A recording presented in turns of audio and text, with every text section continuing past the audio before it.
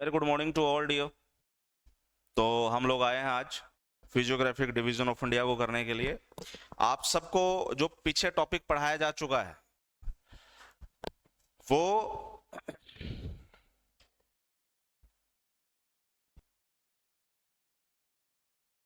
कहाँ है?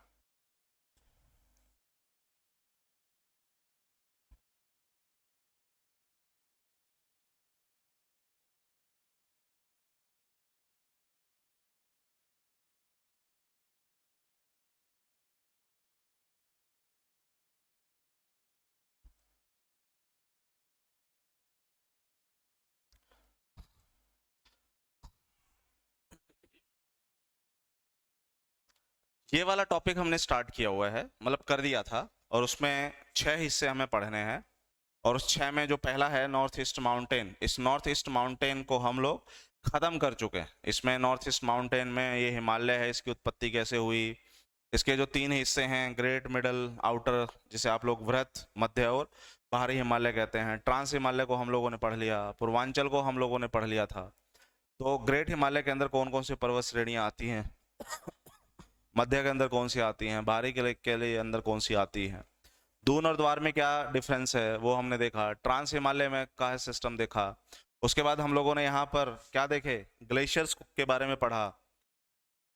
सब चोटियां जो हैं, इन सब चोटियों का हाईएस्ट पॉइंट को हम लोगों ने देखा।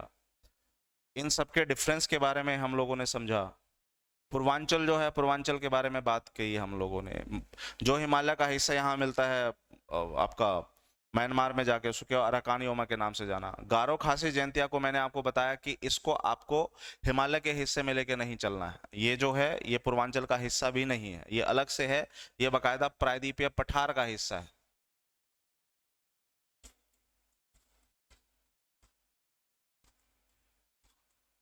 इसे हम प्रायद्वीपीय पठार या पेनिनसुलर प्लेटू कहते हैं, तो ये उसका हिस्सा है बेसिकली। उसके बाद जब हम आगे चलेंगे तो हमने दर्रों के बारे में बात की। दर्रे की पढ़ लिए थे क्या हमने? पहले तो देखना पड़ेगा लास्ट में थे कहाँ।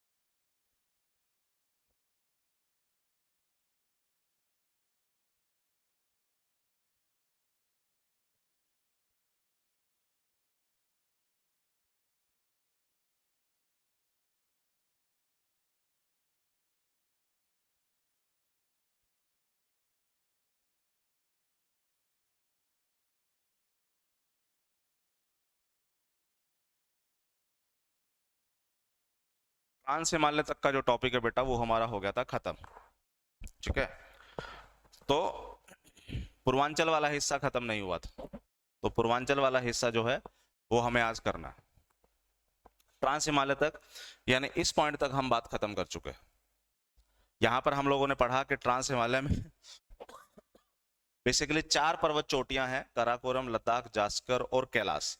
इन सब का हाईएस्ट पॉइंट, कराकोरम का हाईएस्ट पॉइंट K2 या Godwin Austen, it's an, Godwin Austen, जो दुनिया का सेकंड हाईएस्ट पिक है। लद्दाख का हाईएस्ट पॉइंट जो है उसे हम लोग राकल पोक्शी के नाम से जानते हैं। जास्कर का हाईएस्ट पॉइंट नंगा पर्वत के नाम से जाना जाता है।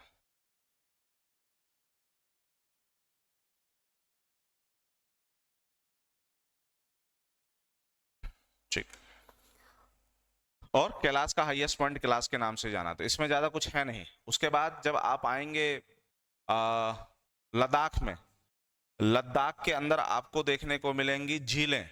इस लद्दाख क्षेत्र में आपको झील देखने को मिलेगी और उस झील का नाम है पेंगोंग शो। ये झील हम भूल चुके थे, शो एंड शो मोरुरी। तो ये जो 2 झील हैं आपको लद्दाख वाले क्षेत्र में देखने को मिलेंगे। जास्कर और कैलाश में ज्यादा कुछ समझने के लिए है नहीं। बाकी ये जो लद्दाख और जास्कर का है, इसके बीच से एक नदी होकर के बहती है जिसको सिंधु के नाम से हम लोग जानते हैं, इंडस। तो सिंधु नदी इनके बीच से ही होके बह रही है। किसके बीच से? लद्दाख और जास्कर के बीच से। काराकोरम में आपको अंटार्कटिका के बाद सबसे ज्यादा ग्लेशियर्स मिलते हैं। सियाचिन के आग ग्लेशियर, उसी तरह से बियाफो, साल्तोरो, बाल्तोरो, हिस्पर, जेमू, लोलोफंद, ये सारे के सारे ग्लेशियर्स हैं जो आपको काराकोरम क्षेत्र में मिलेंगे। यहां तक कहानी हमारी हो चुकी थी। अब हम बढ़ेंगे आगे। आज हमारा जो टॉपिक है वो है पूर्वांचल का। पूर्वांचल का मतलब होता है कि एक ऐसा हिस्सा, देखिए यहां तक तो पूरा का पूरा हिमालय आया, कहां तक? अरुणाचल प्रदेश के नामचा बारवा तक तो हिमालय जो है वो देखने को मिलेगा। लेकिन बाद में हिमालय जो है, देखिए जब हिमालय बना था तो डेफिनेटली टकराया था। जब टकराया था तो टकराने के बाद जो है एक हिमालय का हिस्सा आगे नहीं बढ़ा, वो गया नीचे की तरफ। जो नीचे की तरफ आपको जाता हुआ दिख रहा है उसी को हमने नाम दे दिया है पूर्वांचल। इस पूर्वांचल में कुछ हिस्से आपको अरुणाचल प्रदेश में दिखेंगे पहाड़ियों के, नागालैंड में, मणिपुर में और मिजोरम में। अरुणाचल प्रदेश में हिमालय का जो हिस्सा दिखता है जिसे हम पूर्वांचल कहते हैं, उसमें एक है अबोर, एक है मिश्मी, एक है दाफला, तो एक है पटकोई, एक है बुम। ये सारे के सारे पर्वत चोटियां जो आपको अरुणाचल प्रदेश में मिलेंगी सब पूर्वांचल का हिस्सा है। एक हिस्सा आपको मिलेगा नागालैंड में, नागा पहाड़ी जिसे कहते हैं। एक हिस्सा आपको मिलेगा मणिपुर में जिसे ब्रेल श्रेणी कहते हैं। और एक हिस्सा मिलेगा आपका मिजोरम में जिसे मिजो की पहाड़ी या फिर लुसाई की पहाड़ी कहते हैं। इस लुसाई की पहाड़ी को नीली पहाड़ी के नाम से भी जाना जाता है,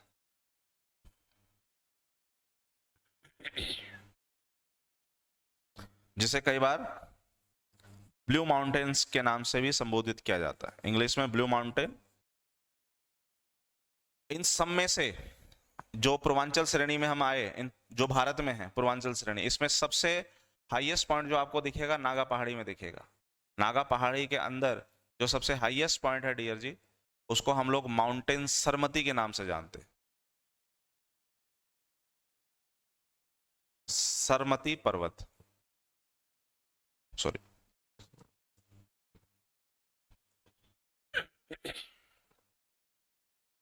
सरमती चोटी।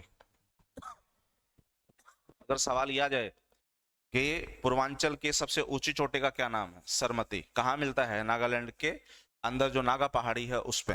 कहानी खत्म। ब्लू माउंटेन के नाम से कौन से हिस्से जाने जाते हैं? लुसाई की पहाड़ी।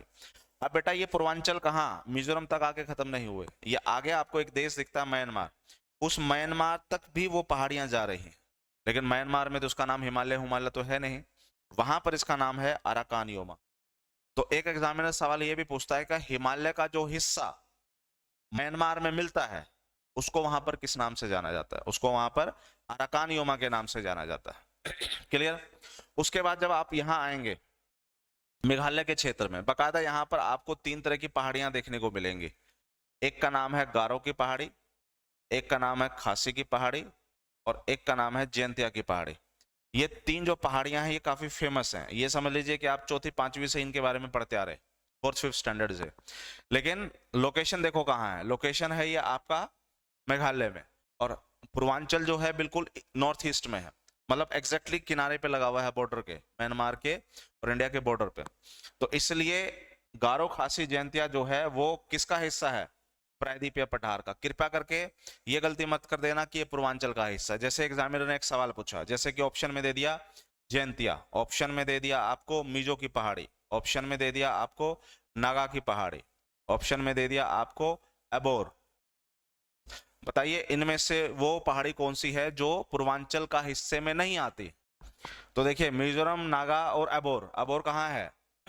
अरुणाचल प्रदेश में। ये सारे तो आते हैं, क्या नहीं आता? जयंतिया। इसलिए जयंतिया आंसर हो गया। ऐसे पूछने की, क्वेश्चन पूछने की संभावना जो है एग्जामिनर के थ्रू इन क्वेश्चंस में डियर जी बनती है। बढ़िएगा आगे। पूर्वांचल हो गया। 3 हिस्से पढ़ने थे हमें नॉर्थ ईस्ट माउंटेन में, उत्तरी पूर्वी पर्वतमाला के अंदर हिमालय, ट्रांस हिमालय और पूर्वांचल, 3 हिस्से पढ़ने थे। तीनों पढ़ लिए। पूर्वांचल खत्म हो गया, नॉर्थ ईस्ट माउंटेन खत्म हो गया। पूरी तरीके से नॉर्थ ईस्ट माउंटेन नहीं खत्म हुआ, क्योंकि जब आप इस पूरी नॉर्थ ईस्ट माउंटेन में चलते हैं, कहां से, जम्मू कश्मीर से लेकर के मिजोरम तक,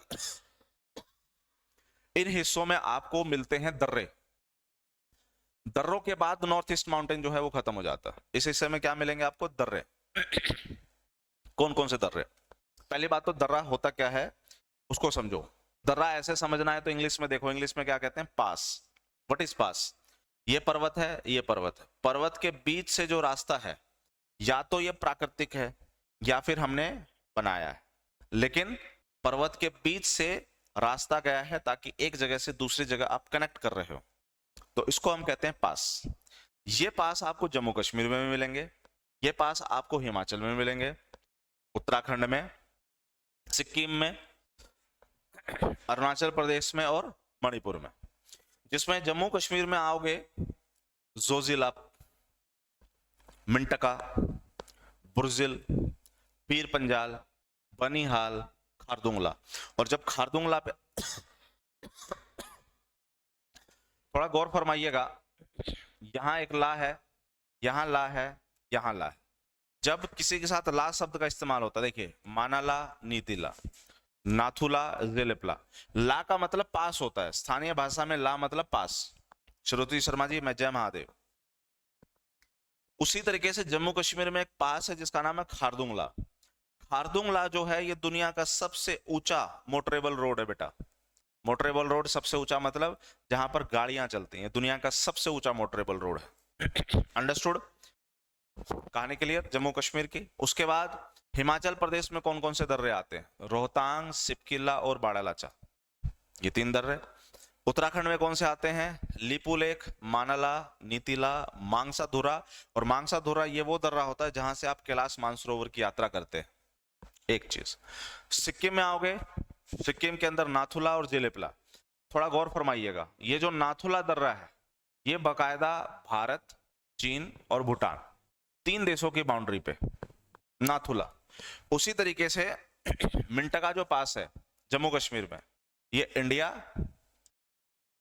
चाइना और भूटान, इंडिया, चीन और भूटान, सॉरी भूटान कह रहा हूं, अफगानिस्तान, चीन एंड अफगानिस्तान, इन 3 देशों के बाउंड्री पे।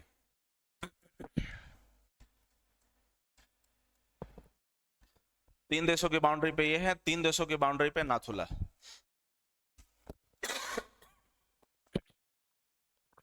Quite good dear Shruti, thank you so much, better than earlier, पहले से बहुत सही। आगे बढ़िए, अरुणाचल प्रदेश में आएंगे तो अरुणाचल प्रदेश के अंदर बुंगला, यंगयार, पंगसाड़, तिफु, ये अरुणाचल प्रदेश के फेमस दर्रे हैं। और आखिरी में मणिपुर का तुजू, ये एक है और बहुत फेमस है। 1 मिनट देना, मैं पानी थोड़ा पी लूं।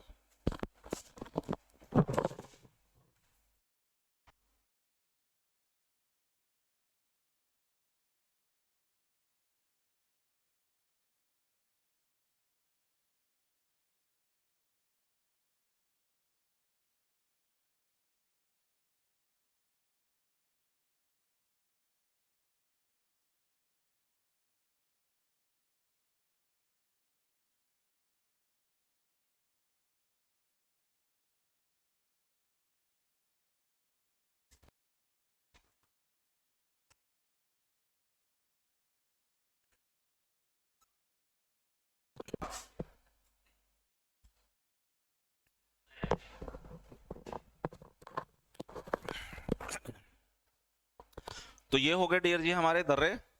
और ये ध्यान रख लेना, इनको आपको रट्टा मारना है, समझना है मैप पे, वो कैसे समझना है वो आपकी मर्जी।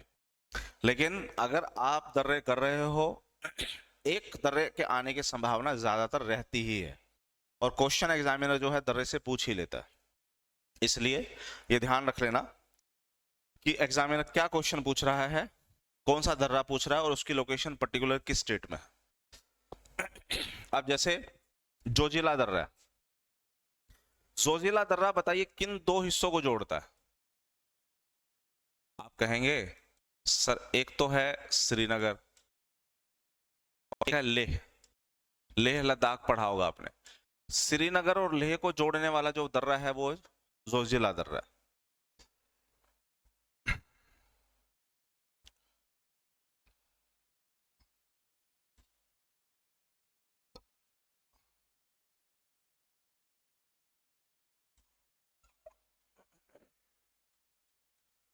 श्रीनगर को गिलगित से जोड़ने वाला। Thank you so much sir, thank you so much. Srinagar को गिलगित से जोड़ने वाला जो दर्रा है उसको हम बुर्जिल कहते हैं। जम्मू को श्रीनगर से जोड़ने वाला जो दर्रा है उसको पीर पंजाल के नाम से जाना जाता है।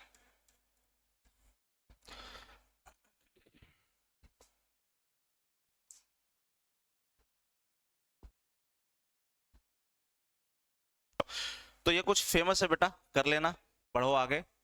हम आते हैं अब नेक्स्ट पार्ट पे जिसे हम कहते हैं उत्तरी मैदान यानी नदर्न प्लेन्स।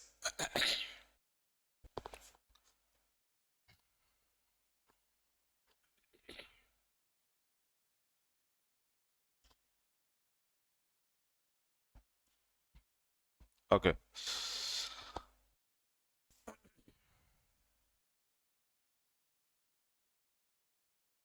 उत्तरी मैदान।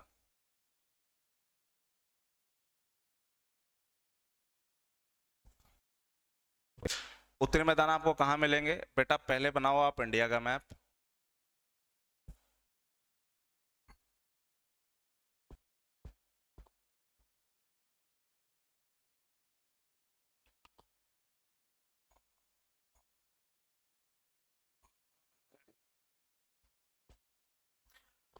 इस इंडिया में जो उत्तर वाले क्षेत्र हैं, देखो यहां पर एक नदी है जिसको हम लोग सिंधु नदी के नाम से जानते हैं जम्मू कश्मीर में।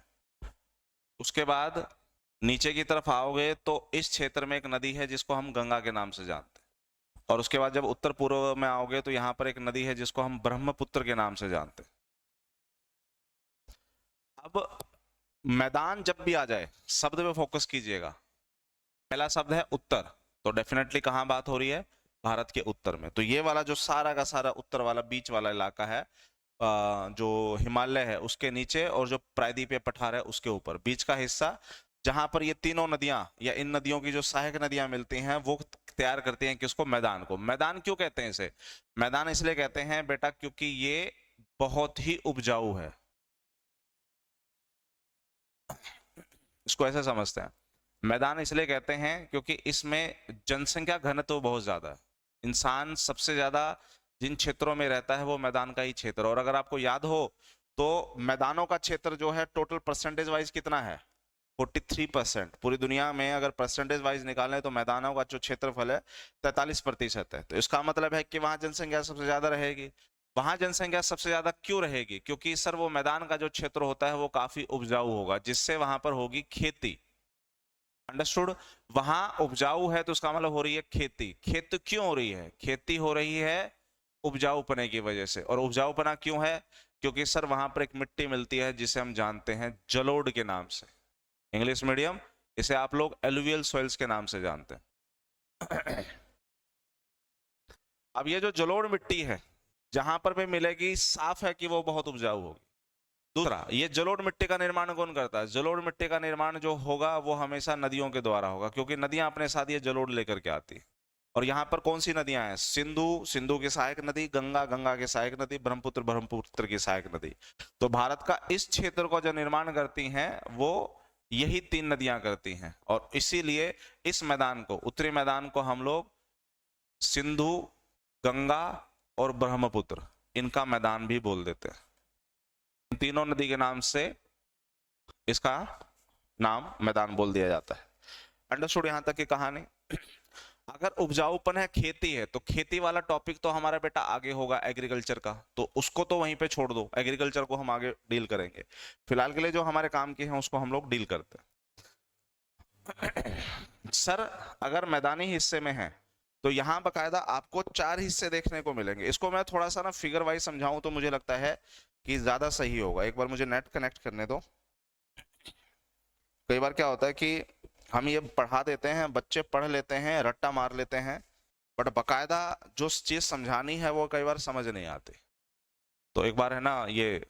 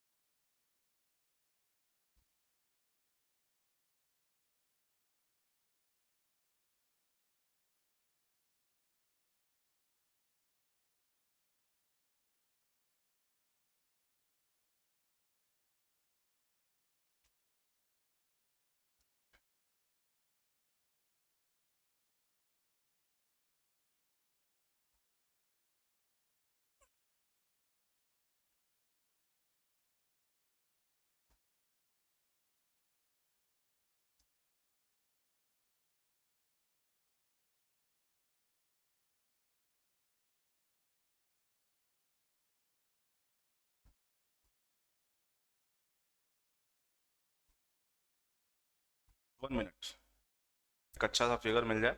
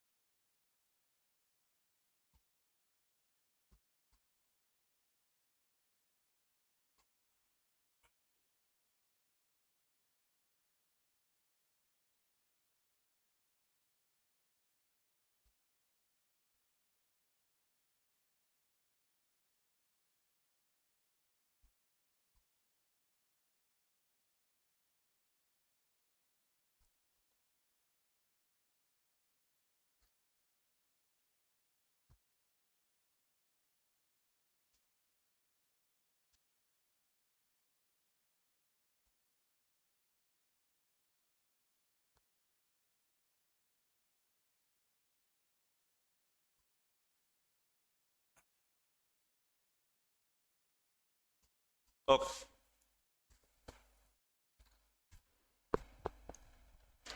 आपके पेशेंस के लिए धन्यवाद। अब समझो, जब आप इस उत्तरी मैदान में आते हैं तो इस उत्तरी मैदान में बेटा 4 चीज आपको देखने को मिलेगी। इन चारों में एक क्षेत्र है जिसे आप लोग भाबर का क्षेत्र कहते हैं, जिसे भाबर प्रदेश कहा जाता है। दूसरा जो हिस्सा है उसे हम तराई प्रदेश कहते हैं। तीसरा जो हिस्सा है उसे हम लोग खादर बोलते हैं। और जो चौथा है उसे आप लोग बांगड़ कहते हैं। सेम ये चीजें आपको यहां पे भी मिलेंगे। एक भाबर क्षेत्र है, एक तराई क्षेत्र है, एक बांगड़ क्षेत्र और एक खादर क्षेत्र। ठीक है साहब, अब समझो थोड़ा सा, इस फिगर को देखो। इस फिगर में ये कहता है कि भाई पहाड़ों से नदी आई एक, बोलो हाँ या ना। आगे सर, पहाड़ों से एक नदी आई, जैसे जैसे वो नीचे उतरने लग गई, यानी मैदानों की तरफ आने की कोशिश कर रही है, वहां पर मुझे क्या देखने को मिल रहे हैं सर? कंकड़ पत्थर देखने को मिल रहा है। क्योंकि इन इलाकों में ये क्या करती है, अपने द्वारा लाए गए अवसादों को दूर तक फैलाती है। तो यहां पर कंकड़ पत्थर बजरी, रेत, क्रैशर इत्यादि इत्यादि जो है वो आपको मिलते हैं। कंकड़, पत्थर, बजरी, रेत, क्रैशर वगैरह वगैरह ये आपको यहां पर मिलेंगे।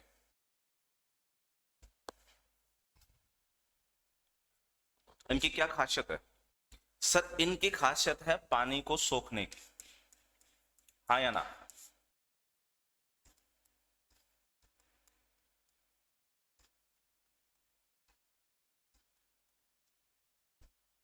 इनकी खासियत है पानी को सोखने की। तो यहाँ क्या होगा, ये जो नदी है बेटा आगे नहीं बढ़ करके देखो यहाँ पानी को सोख लिया जाएगा, और इसलिए पानी जो है कहाँ चला जाएगा, जमीन के नीचे की तरफ। आपको सिर्फ छोटी सी धारा के रूप में ये नदी बहती हुई दिखेगी। और इसका सबसे बेहतरीन उदाहरण है कि जब भी आप उत्तराखंड में या हिमाचल प्रदेश में जाओगे, आपको ऐसे क्षेत्र दिखेंगे जहां दूर दूर तक पत्थर ही फैले हुए हों, दूर तक। और जो पत्थर वगैरह फैले हुए हैं, बड़े बड़े पत्थर आपको दिखेंगे जहां पर बैठ करके कई बार आप सेल्फी वगैरह भी लेते हो, ताकि फेसबुक पे डाल करके अच्छी अच्छी जो है लाइक्स वगैरह, या जिसको दिखाना है उसको आप फोटो दिखा सको। तो आप देखेंगे यहाँ पर, यहाँ इसके बाद जो है नदी आपको दिख नहीं रही है। यहां से नदी जो है क्या हो गई है, लुप्त हो गई है, विलुप्त हो गई है। क्यों? क्योंकि इसने क्या किया है, पानी को जमीन के अंदर ले गई। तो जहां पानी क्या होता है, भाबर प्रदेश कौन से होते हैं? आप कहेंगे जहां नदी लुप्त हो जाती,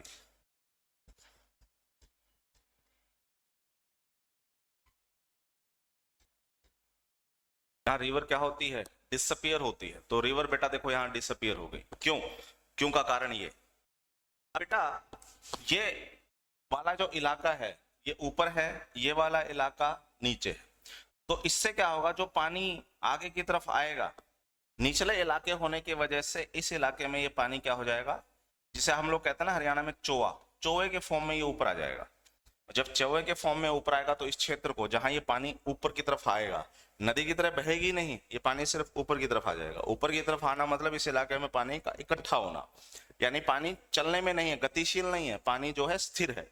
स्थिर है तो ये बन जाएगा आपका थोड़ा दलदलीय क्षेत्र,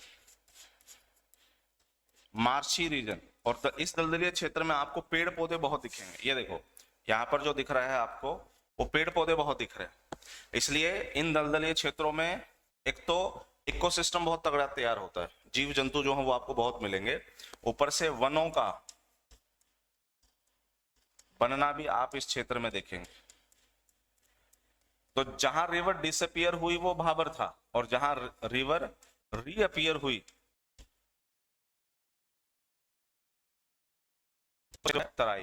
तो नदी का लुप्त होना और नदी का सतह पे वापस आ जाना, उसको हमने क्या कहा, तराई क्षेत्र। तराई क्षेत्र जो होते हैं कैसे होंगे, पानी स्थिर है, दलदलीय होंगे। दलदलीय होंगे तो वनों को बनने के लिए बहुत ही आइडियल कंडीशन हो, क्योंकि नमी बहुत है, वन बनेंगे सर। इसलिए यहाँ पर पेड़ पौधों की इस क्षेत्र में अधिकता बहुत होगी। जैसे कई बार आप लोग पढ़ते हैं नेपाल एक तराई क्षेत्र है, तो समझिएगा उसी तरीके से जब आप नीचे की तरफ आएंगे तो तराई क्षेत्र है। आगे बढ़िए, यहाँ देखिए नदी तराई क्षेत्र में वापस आ गई। यस, अब देखो नदी आगे बढ़ती जा रही है। यस, और आगे जाकर के ये सागर महासागर में जो है लुप्त हो जाएगी और डेल्टा बनाएगी। वो हमारे काम का नहीं है। अब आप देखो इस इलाके को, ये जो ग्रीन ग्रीन दिख रहा है, इस ग्रीन इलाके में क्या नदी बार बार अवसाद डाल रही है? सोचो, ये जो ग्रीन इलाके हैं, क्या यहाँ पर जो नदियों के किनारे वाले इलाके हैं, क्या इन इलाकों में नदियां बार बार अवसाद डाल रही है? हाँ। इन अवसाद को क्या कहते हैं? इन अवसादों को सर हम लोग कहते हैं जलोढ़। ये जलोढ़ के अवसाद हैं।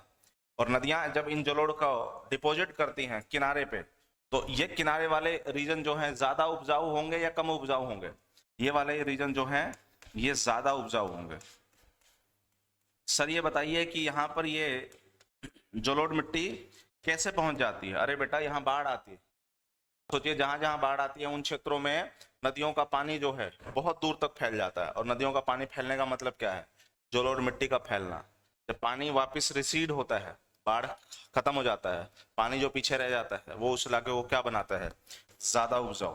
तो फ्लड प्लेन वाले रीजन जो है वो क्या कहलाएंगे? खादड़ कहलाएंगे। इसलिए बिहार वाले, बंगाल वाले रीजन में आप जाओगे तो देखिए वहां फ्लड प्लेन बहुत है। फ्लड प्लेन है तो इसका मतलब वहां क्या होंगे? जलोढ़ मिट्टी बहुत ज्यादा होगी, इसलिए वो क्षेत्र ज्यादा उपजाऊ है। ज्यादा उपजाऊ है लेकिन फिर भी ज्यादा खेती होती नहीं है। क्योंकि बाढ़ वगैरह आ जाते हैं तो वो दिक्कत करती है वहां पे। तो नदियों के जो किनारे वाले क्षेत्र हैं उनको हम किस नाम से जानते हैं? जो ज्यादा उपजाऊ है, ज्यादा उपजाऊ कह लो, या ये कह लो कि सर इन क्षेत्रों में बार बार नए या फिर नवीन जलोढ़ इकट्ठे हो रहे हैं, बार बार इस इलाके में जलोढ़ आएंगे, तो नवीन जलोढ़ वाले जो रीजन उनको हम लोगों ने क्या नाम दिया है? खादर प्रदेश। लेकिन जहां पर जलोढ़ पुराने हो जाते हैं, आप देखिए जितना इससे दूर जाएंगे, नदी से जितना दूर जाएंगे, आप देखेंगे ये जो जलोढ़ हैं उतने पुराने होते जाएंगे। जलोढ़ जितने पुराने होते जाएंगे इसका मतलब है कि उनके अंदर उपजाऊ क्षमता क्या होती जाएगी? कम होती जाएगी। और ऐसे क्षेत्र जो हैं वो किस नाम से जाने जाएंगे? बांगड़ क्षेत्र से। तो आपसे 4 तरह के क्वेश्चन पूछा जाएगा। बताओ, रिवर डिसअपियर कहां होती है? भाबर में। रिवर रीअपियर कहां होती है? तराई में। ये नए जलोढ़ का क्षेत्र क्या है? भादर। पुराने जलोढ़ का क्षेत्र क्या है? बांगड़। और ये कैसे दिखता है वो आपके सामने तस्वीर है। यहां तक बच्चा किसी को डाउट है तो पूछिए, यहां तक किसी को डाउट है तो पूछिए।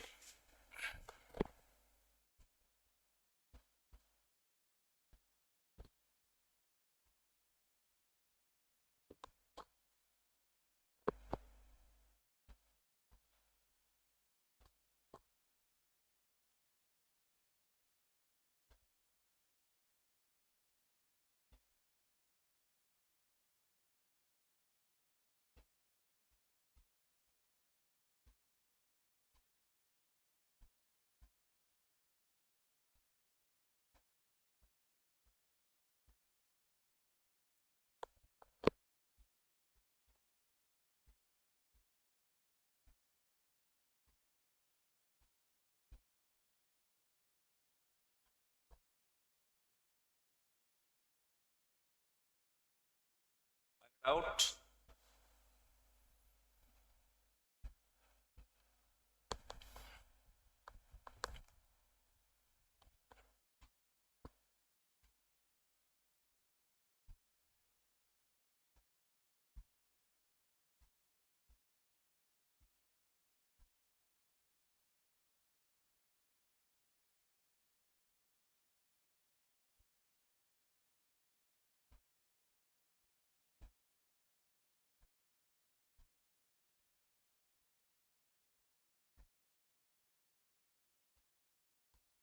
ठीक, चलो। तो ये होगा एक तो उत्तरी मैदान। इस उत्तरी मैदान में हमने ये देख लिया नदियों का बड़ा रोल है ना। अब नदियों का रोल है तो थोड़ा सा समझिएगा। यहां बेटा एक नदी है जिसका नाम है सिंधु। इस सिंधु नदी की एक सहायक नदी है जो मुझे मिलेगी किस नाम से? झेलम के नाम से।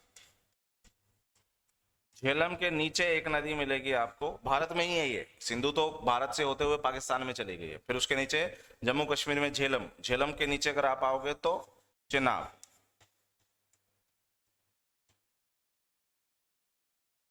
चेनाब के नीचे आओगे तो ब्यास। ब्यास के नीचे आओगे तो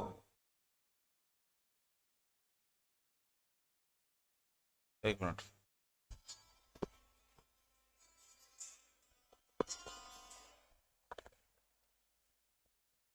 रावी रहेगी ना, सॉरी।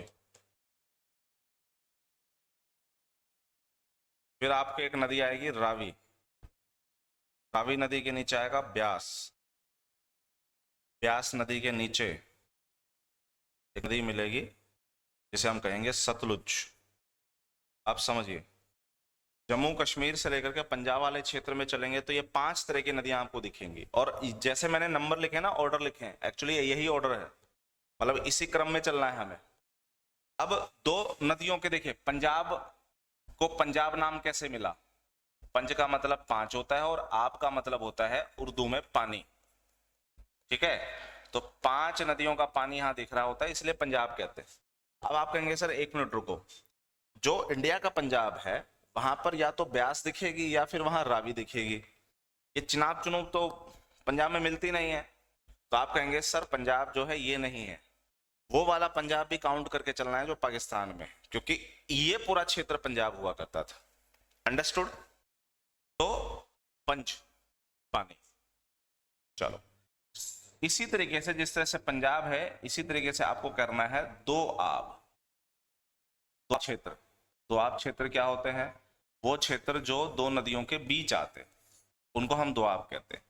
तो यहाँ पर आप को दिख रहा होगा कि झेलम नदी, झेलम का जी ले लो, चिनाब का सी ले लो, रावी का आर ले लो, ब्यास का बी ले लो और सतलुज का एस ले लो, ताकि समझने में आसानी हो। अब सिंधु और झेलम के बीच का जो ये क्षेत्र है, इसको हमने क्या नाम दिया? दोआब। कौन सा दोआब बेटा? नाम बोलना। इसको बस इतना ध्यान रख लेना, इसे हम कहेंगे सिंधु सागर दोआब। सिंधु के नाम से, इसमें जो बड़ी नदी है उसके नाम से याद रखना है। इसको हमने नाम दे दिया सिंधु सागर दोआब क्षेत्र। क्लियर हो गया? इसी तरीके से झेलम और चिनाब का जो बीच का जो हिस्सा है, ये वाला, इसको हम किस नाम से जानेंगे? चिनाब का सी ले लो, झेलम का जे ले लो, और इसे बोलोगे आप छाछ दोआब। तो इंग्लिश में तो ऐसे बोलना है, हिंदी में आपको बोलना है ऐसे, छाछ। अब हिंदी में तो बेटा क्लियर नहीं हो पाएगा, अगर इंग्लिश में देखोगे तो क्लियर हो जाएगा। कैसे? छाछ में सी का मतलब क्या है? चिनाब। जे का मतलब क्या है? झेलम। बस काम खत्म, छाछ दोआब। इसी तरीके से जाना है आपको कहां? रावी ब्यास के बीच में। ब्यास का ले लो बी, रावी का ले लो आर। कौन सा दोआब हो गया? बारी दोआब। हिंदी में बारी जैसे कैसे लिखोगे? ऐसे समझ नहीं आएगा, इसलिए हिंदी में लिखो ताकि बहुत समझना आसान। एग्जैक्टली इसी तरीके से हमें चलना है रावी और चिनाब के बीच के क्षेत्र में। तो आपने क्या लेना है? रावी का लेना है रे और चिनाब का लेना है चना। तो रेचना दोआब, रावी और चिनाब के बीच का क्षेत्र। और सतलुज और ब्यास का जो बीच का क्षेत्र है उसे हम किस नाम से जानेंगे?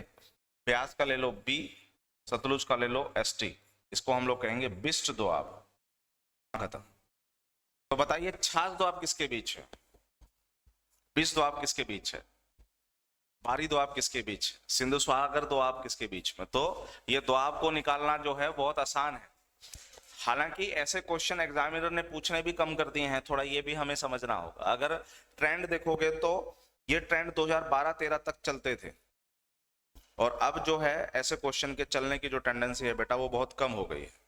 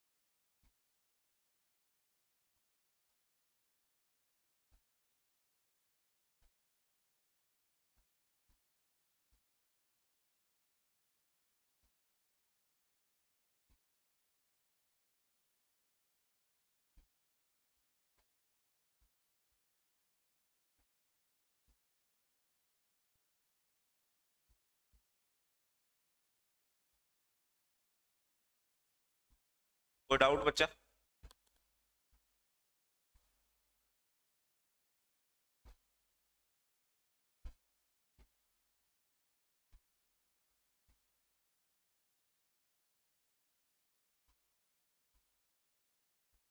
चले, कोई डाउट नहीं, मिलते हैं आगे।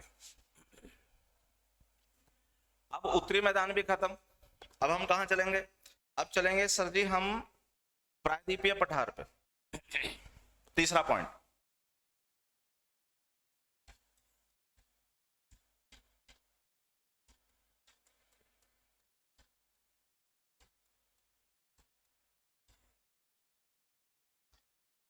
सर इसे प्रायद्वीपीय पठार क्यों कहते हैं? पठार का मतलब होता है वो हिस्सा जो जमीन से तो ऊपर उठा हुआ हो।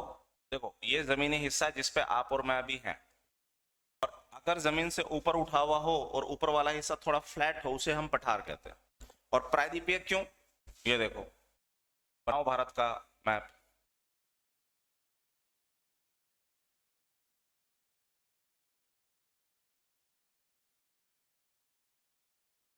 दरअसल ये प्रायद्वीपीय पठार आपको कहाँ मिलेंगे?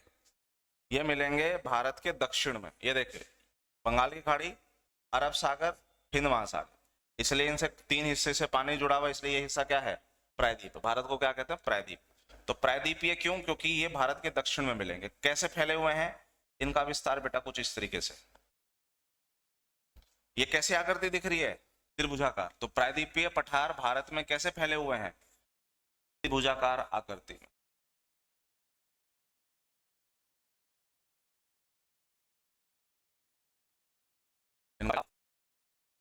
त्रिभुजाकार। तो अगर मैं आपसे ये पूछूं कि बेटा उस आकृति का, स्थलाकृति का नाम बताओ जो भारत में चापाकार आकृति में, चाप जैसे आकृति में, तो किसका आंसर करोगे? हिमालय का। हिमालय चाप की आकृति में है। तो त्रिभुजा में कौन है? पठार। चलो, अब सर जैसे ही हम इस प्रायद्वीपीय पठार वाले हिस्से में आएंगे, बकायदा यहाँ पर हमें दो चीजें पढ़नी है। पहले तो हमें पढ़ना है इस प्रायद्वीपीय पठार के अंदर जो पहाड़ियां आती हैं वो। एक तो हमें इस रीजन में पहाड़ी पढ़नी है, एक हिस्से में मुझे पढ़ने हैं पठार। तो पठार और पहाड़ को एक साथ पढ़ लेना है, ठीक है। इनको हमने नाम दे दिया है कलेक्टिवली हाईलैंड्स। हिंदी में इसे कहते हैं, मतलब हिंदी में तो पहाड़ी पठार, और कलेक्टिव नाम इंग्लिश में दे देते हैं हाईलैंड। हाई का मतलब ऊपर उठे हुए। कौन से हिस्से? लैंड के, जमीन के ऊपर उठे हुए हिस्से, उनको हम हाईलैंड बोलते हैं। तो उसमें पहाड़ी भी आ जाती है और पठार भी आ जाता है। और इसी में हम दूसरा हिस्सा पढ़ेंगे घाट। और घाट भी कितने टाइप के? दो टाइप के, एक पश्चिमी घाट और एक पूर्वी घाट। पश्चिमी घाट कौन सा है? ये वाला। पूर्वी सा है ये वाला। अंडरस्टूड? भारत के पश्चिम में जो तटों के साथ चल रहा है वो पूर्वी घाट है, पश्चिमी घाट है, और पूर्व की तरफ जो आ रहा है वो पूर्वी घाट है। सर एक बात बताओ, ये तो पहाड़ी है ना? हाँ। तो जब ये पहाड़ी है तो फिर इसे घाट क्यों कहते हैं? बेटा बचपन में घाट पे गए हो? हाँ। घाट कैसे दिखते थे? ऐसे होते थे ना घाट, यहां पर होता था पानी। अब तो घाट बहुत कम देखने को मिलते हैं। नहर देखने को मिलता होगा, नहर के पास आप देखते होंगे। आप नीचे की तरफ जाएंगे तो नहर में एक है ना, बकायदा एक प्लेटफॉर्म बनाया गया होता है, जिसपे जो महिलाएं हैं गांव की वो कपड़े कुपड़े धोते हुए दिख जाएंगे, तो वो नीचे की तरफ सीढ़ी नुमा आकृति दिखेगी। तो इसको हम घाट इसलिए कहते हैं क्योंकि ये पर्वत जो है सीढ़ी नुमा आकृति के रूप में दिखते हैं, इसलिए घाट बोल दिया जाता है। और जब आप आगे निकलेंगे तो आगे निकलते ही कौन सा हिस्सा दिखेगा? अरब सागर का। इधर कौन सा हिस्सा दिखेगा? बंगाल की खाड़ी का। देखो पानी आ गया कि नहीं आ गया? तो सीढ़ी नुमा आकृति और आखिरी में पानी। तो इसलिए इन पहाड़ियों को हम लोगों ने क्या नाम दे दिया है? पहाड़ी ना बोलकर किसको हम घाट बोल देते हैं।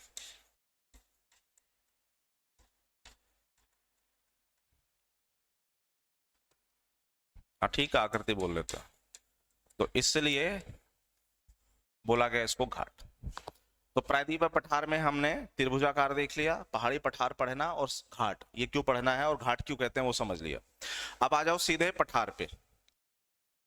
जैसे ही आप पठार की बात करोगे वैसे ही सबसे पहले मुझे बात करना है किसका? कि सर इस क्षेत्र में आऊंगा तो मुझे एक पठार देखने को मिलेगा जिसका नाम है मालवा का पठार। ये मालवा का पठार बेटा आपको कहां दिखेगा?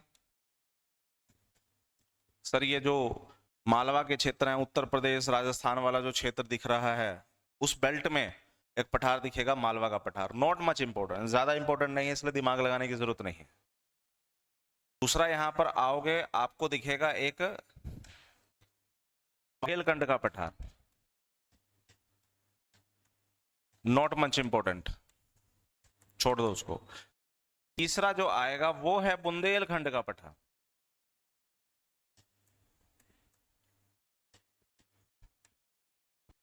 और जैसे ही बुंदेलखंड के पठार पे आओगे वैसे ही आपसे एक सवाल पूछा जाएगा, बेटा ये जो बुंदेलखंड का पठार है ये किन दो राज्यों के बीच है? आप कहोगे सर इसके ऊपर तो उत्तर प्रदेश है, नीचे मध्य प्रदेश।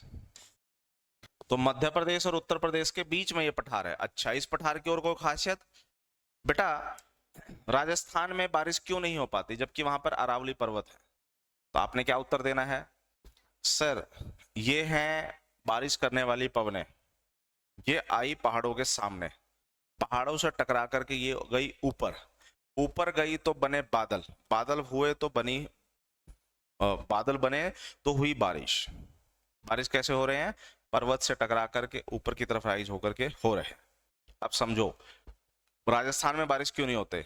अरावली पर्वत है और वो कैसे खड़े हैं? ऐसे ना, वो खड़े हैं ऐसे। अब देखो पवनें आई, किनारे से निकल गई, क्या रुकी पवन? नहीं।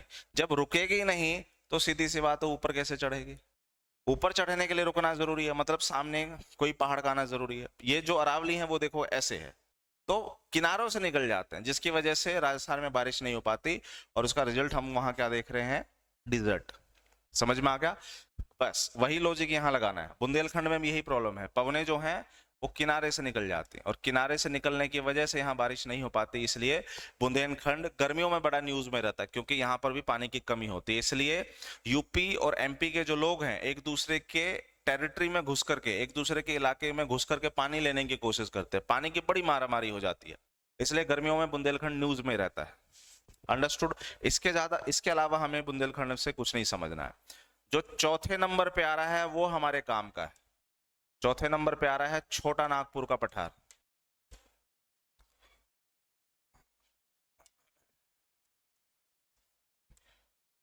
छोटा नागपुर पठार आपको कहां देखने को मिलेगा? सर इसके लिए मुझे छत्तीसगढ़ से लेकर के वेस्ट बंगाल के रीजन तक जाना पड़ेगा, मुझे छोटा नागपुर का पठार दिखेगा। छोटा नागपुर के पठार की खासियत यह है कि इसे भारत का रूर प्रदेश कहते हैं।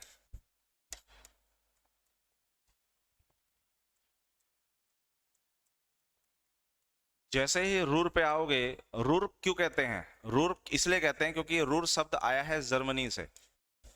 यूरोप में जर्मनी के इस रूर प्रदेश में क्या मिलता था? मिनरल। तो बताइए भारत में सबसे ज्यादा मिनरल्स कहां मिलते हैं? खनिज लवण।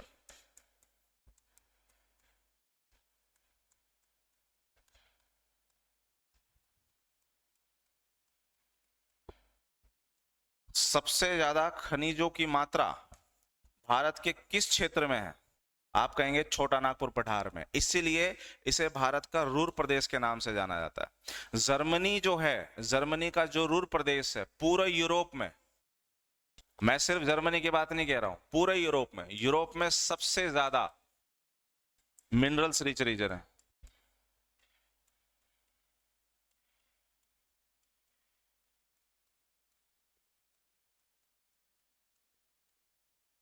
सबसे ज्यादा खनिज लवण यूरोप में कहां मिलते हैं? जर्मनी के रूर प्रदेश में। प्रथम विश्व युद्ध जब हुआ था उस समय यह रूर प्रदेश न्यूज में था। उसके बाद पूरी दुनिया में उस देश का सबसे ज्यादा मिनरल्स रिच रीजन उस कंट्री का क्या कहलाएगा? रूर प्रदेश। जैसे मान के चलो कि अमेरिका है, अमेरिका में अलग अलग हिस्सों में मिनरल्स मिलते होंगे, अमेरिका में सबसे ज्यादा मिनरल्स कहाँ मिलते हैं? वो अमेरिका का रूर प्रदेश हो गया। भारत में भी मिनरल्स आपको कई जगह मिलेंगे, लेकिन भारत में सबसे ज्यादा मिनरल्स कहाँ मिलते हैं? सबसे ज्यादा भंडार कहाँ है? छोटा नागपुर पठार में, इसलिए छोटा नागपुर पठार भारत का रूर प्रदेश है। कहानी समझ में आ गई रूर प्रदेश की? अब क्योंकि बेटा यहाँ खनिजों की मात्रा ज्यादा है, इसलिए खनिजों में यहाँ सबसे ज्यादा आपको क्या मिलेगा? खनिजों में सर सबसे ज्यादा यहाँ पर जो मुझे मिलेगा वो है कोयला। और जैसे ही कोयले की बात करोगे, कोयले के कितने प्रकार हैं? कोयले के 4 प्रकार, जिसमें पहला प्रकार होता है एंथ्रासाइट। दूसरा जो प्रकार होता है उसको कहते हैं हम बिटुमिनस।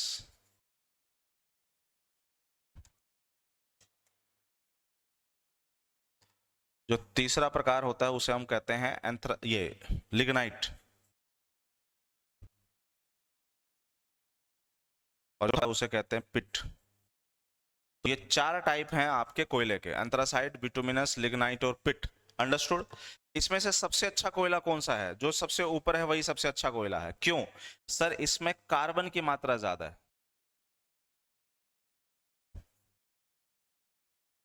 कार्बन ज्यादा है। जितना नीचे आते जाओगे कार्बन उतना ही कम होता जाएगा।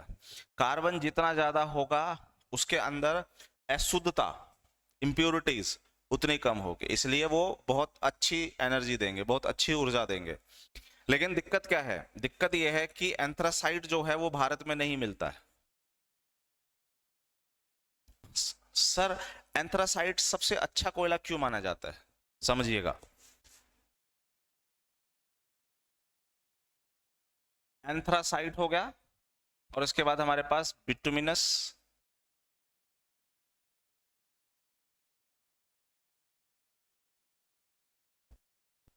लिग्नाइट।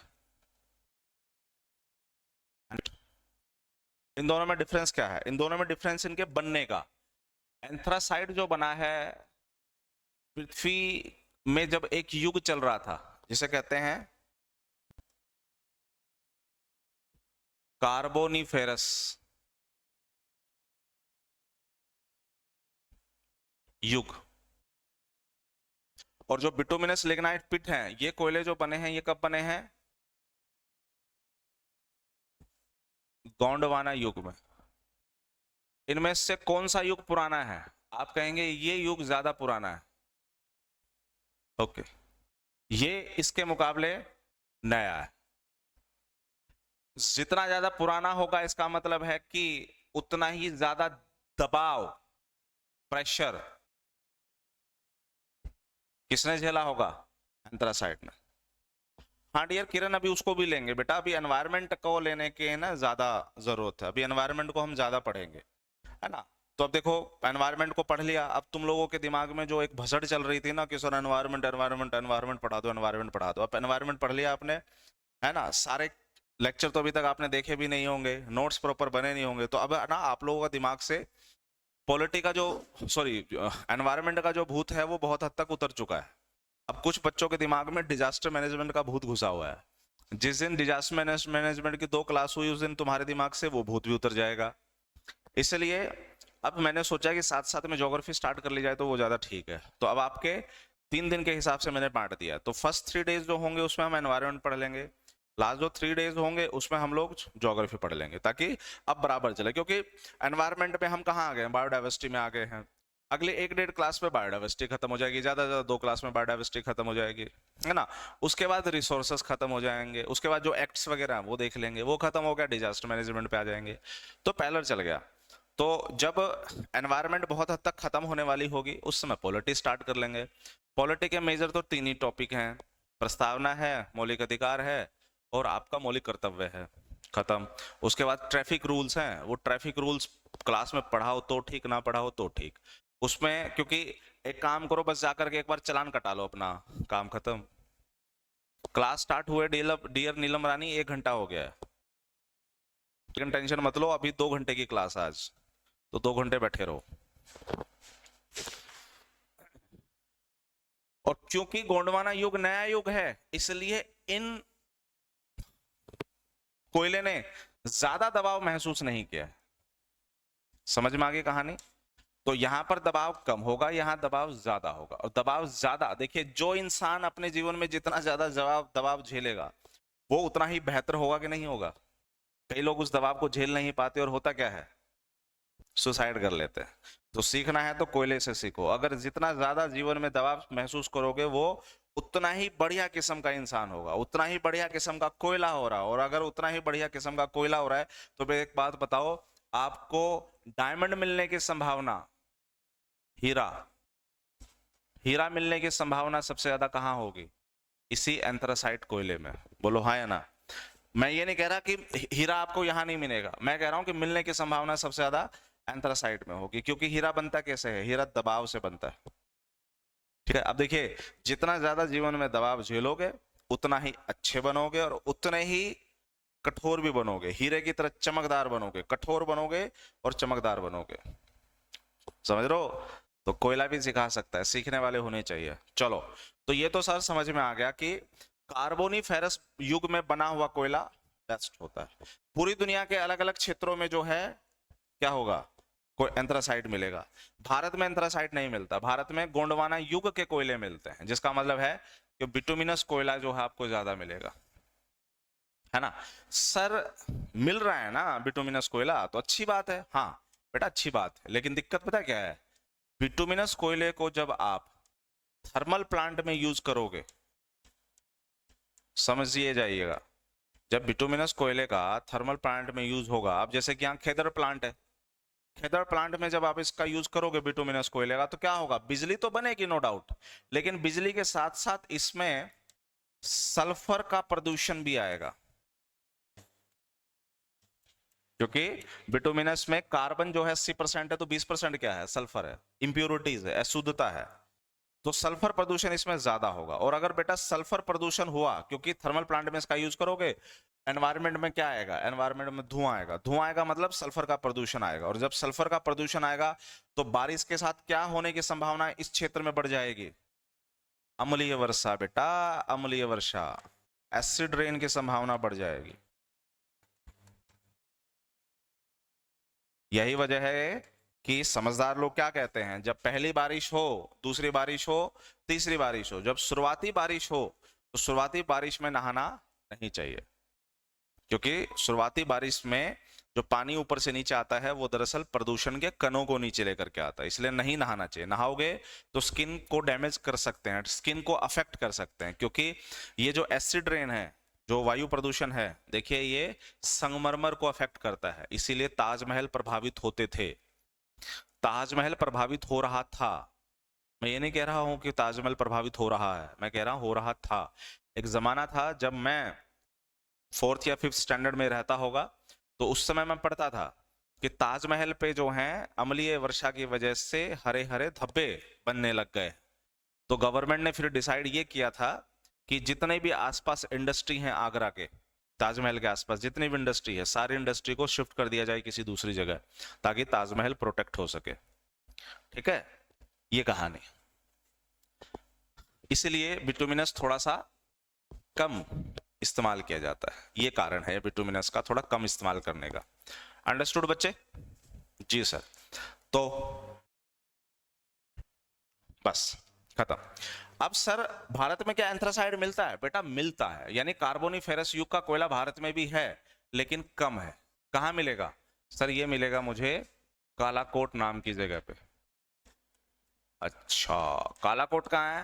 कालाकोट है सर जम्मू एंड कश्मीर क्षेत्र में। यहाँ कौन सा कोयला है?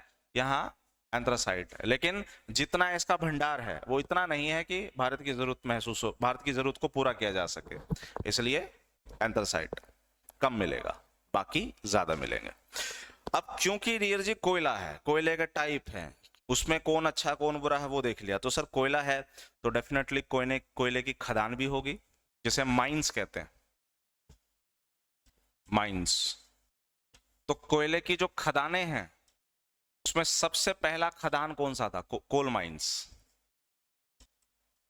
तो आंसर करना है अपने को रानीगंज, एक बहुत फेमस कोयला खदान है रानीगंज। कहाँ है रानीगंज? रानीगंज है पश्चिम बंगाल में, और ये भारत का पहला कोल खदान है, फर्स्ट कोल माइन। कब खोदा गया था या कब बनाया गया था? सन 1773 में। आप समझिए, अंग्रेज भारत में उस समय जस्ट एंटर ही कर रहे थे या दबदबा बना रहे थे। 1773 यानी रेगुलेटिंग एक्ट आया था अंग्रेजों का सबसे पहला। तो रानीगंज पश्चिम बंगाल, फर्स्ट कोल माइन 1773। तो ये हो गया पश्चिम बंगाल का कोल माइन। इसके बाद हम जब नीचे आएंगे तो झारखंड में आना है। झारखंड में एक है गिरिडीह, गिरिडीह या धनबाद, और एक है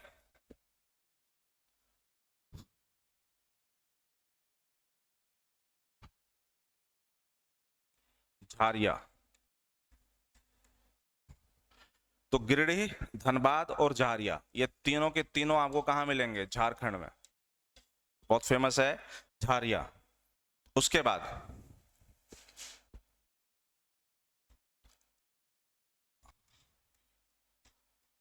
ताता पानी। ताता पानी ये अपने हरियाणा वाला ताता पानी नहीं है।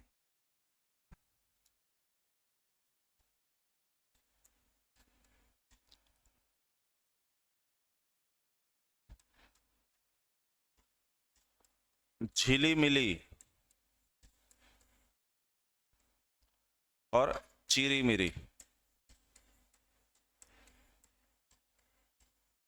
अजीबोगरीब नाम है। ताता पानी, झीली मिली, चीरी मिरी, ये जो कोयला खदान है ये छत्तीसगढ़ के कोयला खदान है। इसी तरीके से एक कोयला खदान है जिसका नाम है सिंगरौली,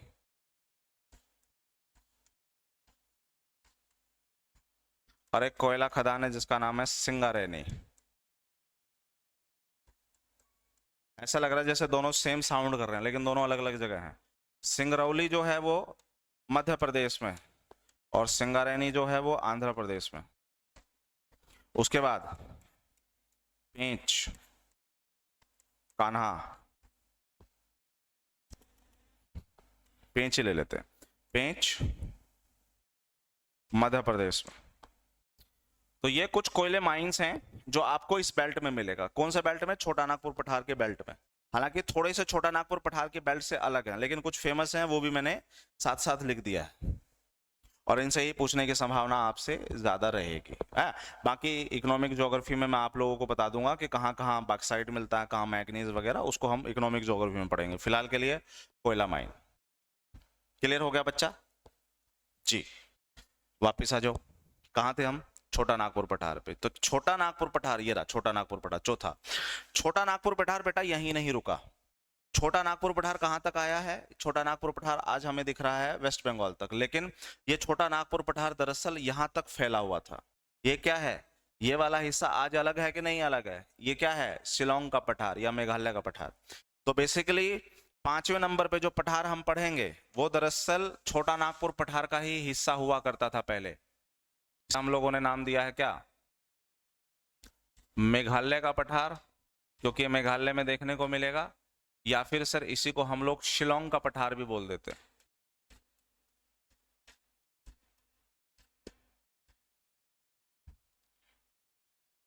अब मेघालय पठार और शिलोंग पठार है, यहां पर बेटा आपको 3 तरह की पहाड़ियां देखने को मिलेंगी जो फेमस हैं, तीनों तरह की पहाड़ियां। गारो, इसके बारे में हमने पढ़ा हुआ है। दूसरा का नाम है खासी, और तीसरे का नाम है जैंतिया। ये गारो, खासी, जैंतिया, जो तीनों नाम आए हैं, ये कैसे आए हैं? ये तीनों नाम पड़े हैं यहां पर रहने वाले जनजाति के नाम पे।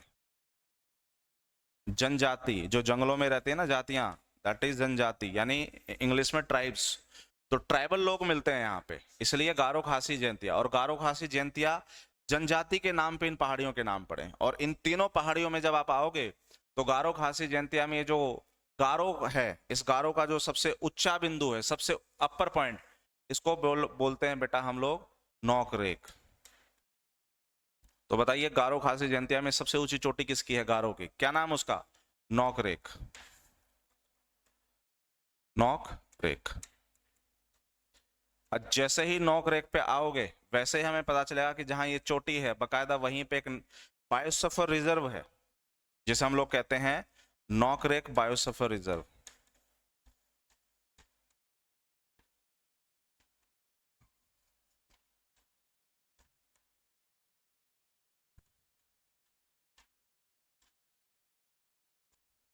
नौक रेख बायोस्फीयर रिजर्व।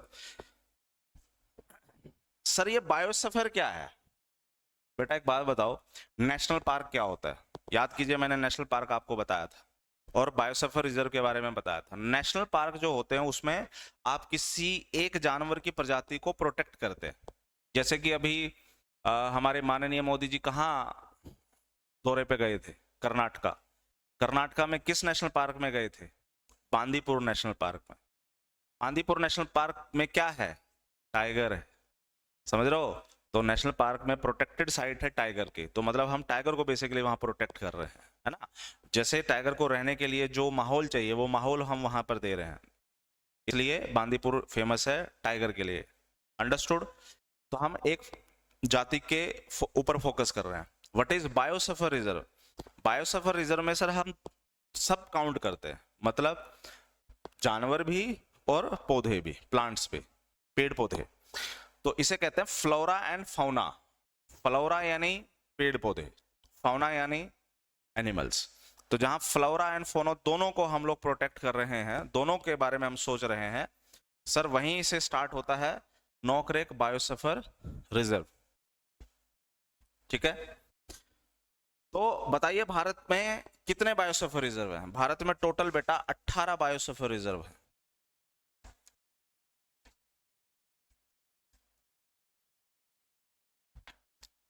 जिसमें एक बायोसेफर रिजर्व तो आपके सामने है, जिसे हम लोग कहते हैं नौकरेक बायोसेफर रिजर्व। 17 कौन कौन से हैं? क्या आप मेरे साथ टेलीग्राम पे जुड़े हुए हो? बोलो हाँ या ना।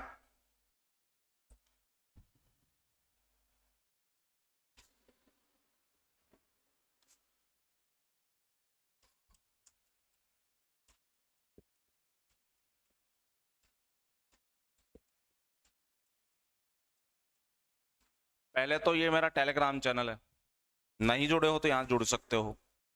जब आप इसको देखोगे तो लगभग 2200 के आसपास ग्रुप में आपको सदस्य दिखेंगे, जहां मेरी फोटो लगी हुई है। जब आप उस डीपी की तरफ जाओगे तो देखना फोटो के बिल्कुल दूसरे साइड में एक मैसेज का ऑप्शन है, आप उसको क्लिक करोगे तो आप मेरे दूसरे ग्रुप पे जाओगे। ये मेन ग्रुप है। इस मेन ग्रुप में क्या होगा, आप कुछ भी प्लस माइनस नहीं कर सकते, मतलब मुझे कोई मैसेज नहीं कर सकते, मैं जो भेजूंगा सिर्फ वही मिलेगा आपको। लेकिन जो दूसरा ग्रुप मेरे डीपी की तरफ कोने में जो मैसेज दिखेगा, जब आप उसके थ्रू वहां जाओगे तो उसमें आप अपना क्वेश्चन वगैरह भी जो फॉरवर्ड कर सकते हो अगर कोई डाउट हो तो। प्लस वहां पर मैंने कल रात को ही बायोसफर रिजर्व जो है वो ऐड कर दिया था, रात को ही। तो इसलिए उस बायोसफर रिजर्व को आप बेटा डाउनलोड कर लें।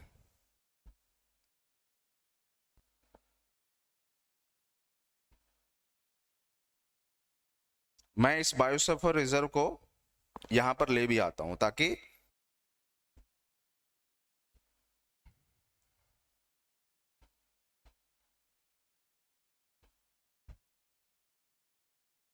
अंडरस्टैंडिंग हमारी बेहतर हो जाए।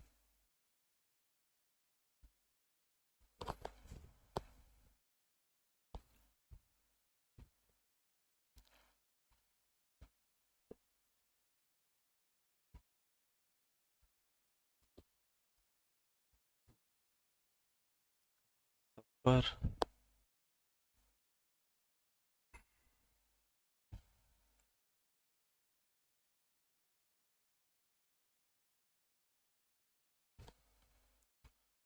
आ जाइए प्रभु।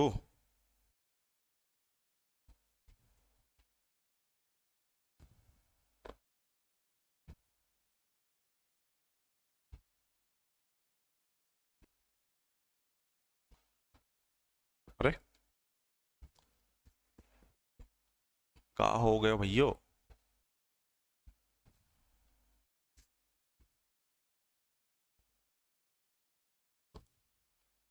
कनेक्टेड ब्रूजो जीमेल जीमेल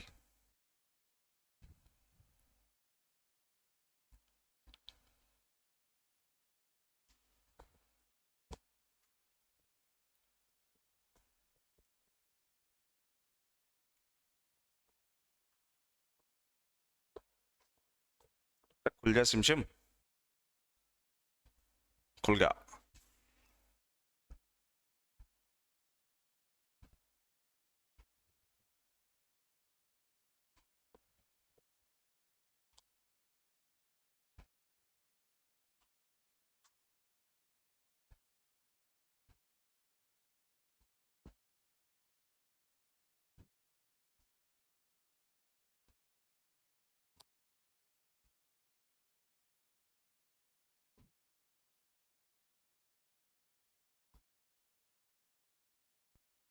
एक बार इसे अपलोड हो जाने दीजिए, फिर हम देखेंगे जो टोटल 18 बायोसफर रिजर्व है इंडिया में वो कौन कौन से हैं।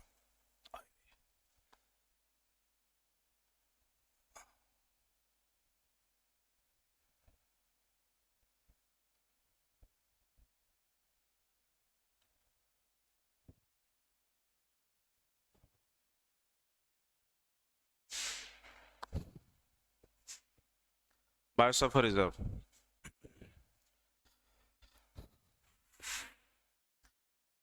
इसमें एक जो है आपका नौकरेक बायोसफर रिजर्व कहां दिख रहा है? मेघालय में।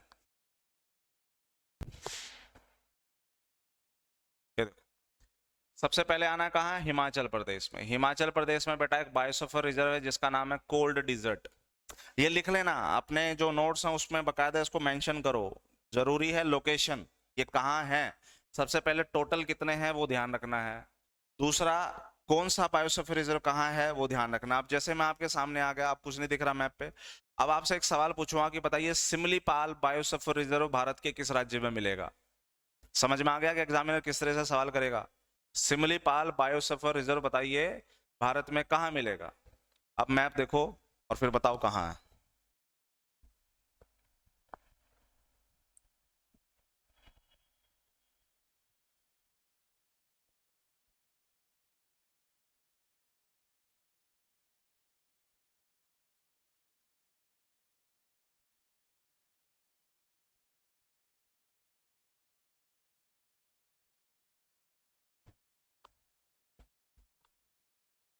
आ गया?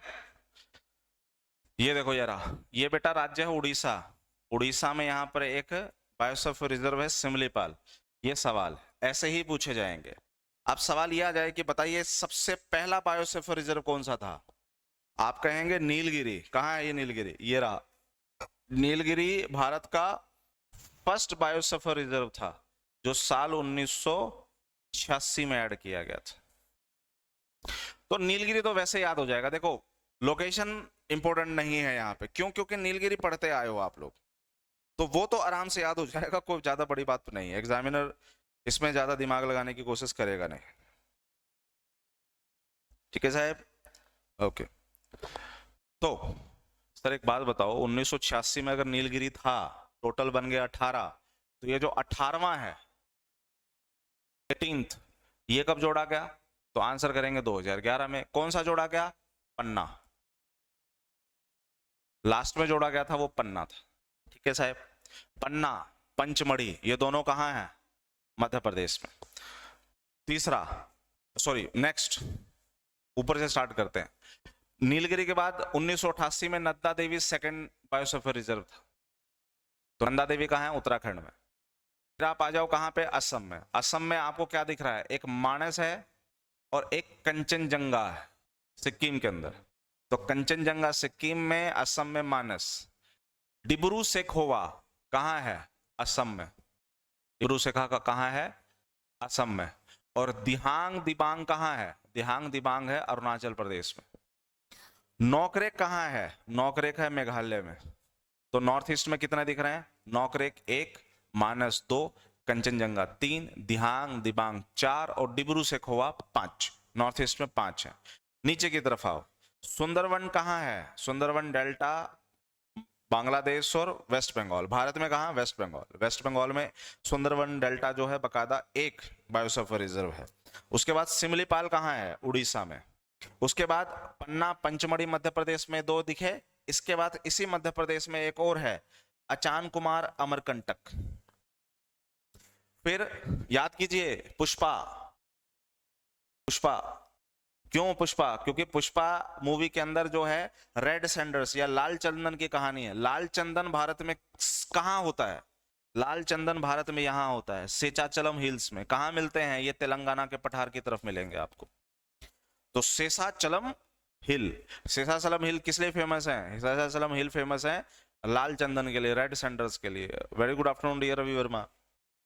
और फिर आ जाइए अंडमान निकोबार में। अंडमान निकोबार में एक कार निकोबार है वहां पे। उसके बाद गल्फ ऑफ मन्नार में। उसके बाद अगस्त मल्लाई, केरल और तमिलनाडु के बिल्कुल बॉर्डर पे दिखेगा, लेकिन थोड़ा सा साइड देखोगे तो यह है केरल में। तो अगस्था मल्लाई बायोस्फीयर रिजर्व। नीलगिरी हमने पढ़ लिया। नीलगिरी कहाँ है? कर्नाटका, तमिलनाडु और केरल के बिल्कुल बाउंड्री पर। और एग्जैक्ट लोकेशन शिफ्ट कहाँ है? तमिलनाडु में।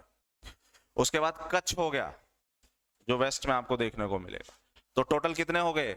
1 2 5 7 8, सॉरी 5 2 7 8 9 10 11 12 13 14 15 2 17 1 18। और इसको जाकर के याद करो, लिखो, समझो, मैप पे देखो। मैंने जो ग्रुप बताया है, ग्रुप में बकायदा ये फोटो है, आपको वो मिल जाएगी, आप वो देखो। जो करना है करो, बट याद रखो। तो नोकरेक से जो है आपके बायोस्फीयर रिजर्व पढ़े, और बायोस्फीयर रिजर्व आपके सामने 18 है। क्लियर डियर जी, यहां तक की कहानी?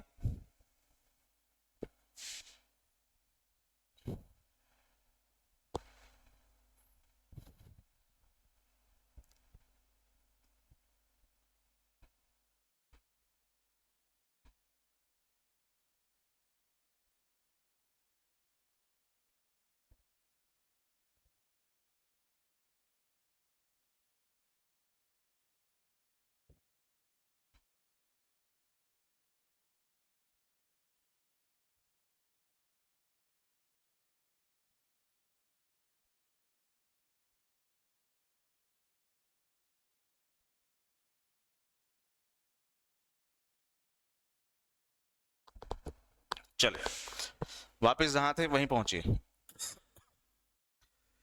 तो मेघालय का शिलोंग का पठार, पहाड़ियों के नाम, सबसे हाईएस्ट पॉइंट और नोकरेक से बायोस्फीयर रिजर्व, टोटल 18 याद कर लेना। बढ़िया साहेब आगे।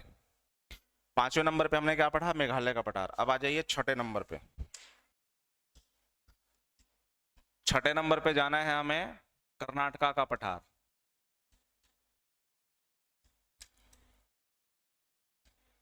कर्नाटका के पठार में आओगे तो यहां पर एक पहाड़ी है मिलेगी आपको, उस पहाड़ी का नाम है बाबा बूदन की पहाड़ी।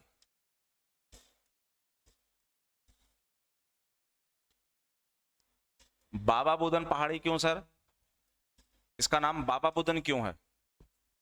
दूसरा, इसका सबसे हाईएस्ट पॉइंट क्या है? अगर आपसे यह सवाल पूछा जाए कि गारो खासो जयंतिया में सबसे हाईएस्ट पॉइंट क्या है, उसी तरीके से बाबा बुदन की पहाड़ी में सबसे हाईएस्ट पॉइंट क्या है?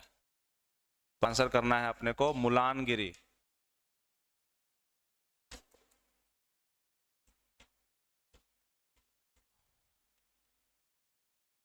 मुलानगिरी is the highest point in Karnataka. Karnataka famous क्यों है बेटा?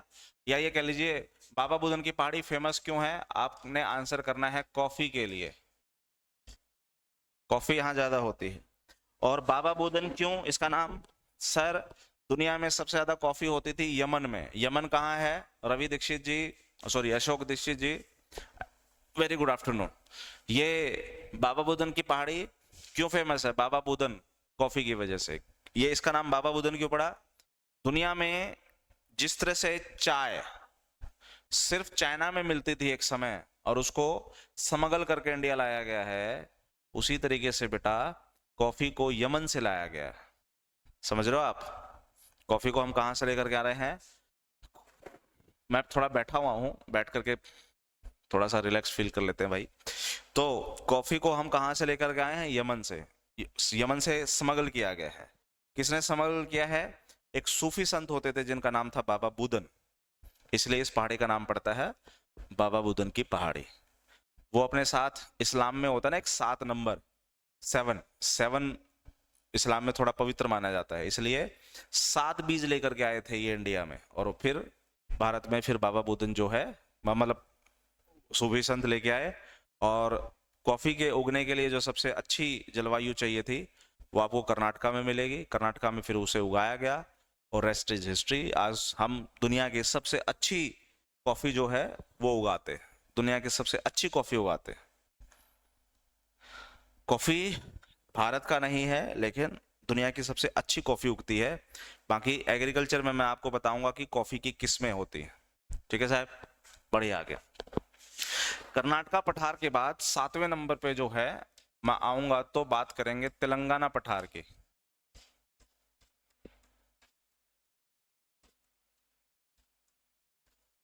जैसे ही आप तेलंगाना पठार की बात करोगे, जाना कहाँ है? तेलंगाना में। इस तेलंगाना के अंदर एक पहाड़ी है जिसका नाम है सेचाचलम की पहाड़ी। अभी हमने इसके बारे में पढ़ा। यस, सेसाचलम पहाड़ी। ये सेचाचलम की पहाड़ी क्यों फेमस है बेटा? ये देखो, सेचाचलम की पहाड़ी। सेचाचलम की पहाड़ी क्यों फेमस है? क्योंकि सर इन पहाड़ियों में एक पेड़ होता है और उन पेड़ को हम लोग किस नाम से जानते हैं? लाल चंदन। पुष्पा मूवी के अंदर सारी कहानी जो है इसी पेड़ की है, लाल चंदन, जिसे रेड सैंडल्स भी बोलते हैं। और क्योंकि ये दुनिया में बहुत कम मिलती है उष्णकटिबंधीय क्षेत्रों में, भारत में तेलंगाना पठार में और कहीं नहीं होती बेटा ये, इसलिए सप्लाई जो है इसकी कम है, इसलिए डिमांड बढ़ गई है और फिर इस पे फिल्म बनाई जाएगी।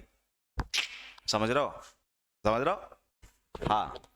तो तेलंगाना पठार में सेचाचलम की पहाड़ी, और सेचाचलम की पहाड़ी is famous for red sandals. तो ये 7 पठार पढ़ लिए हमने। हाँ, अब हम पढ़ते हैं पहाड़ी। पहाड़ी में 8वें नंबर पे नाम लेकर के आएंगे किसका?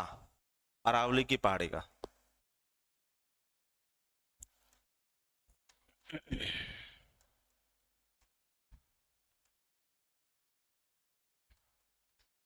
अरावली पहाड़ी की बात करो,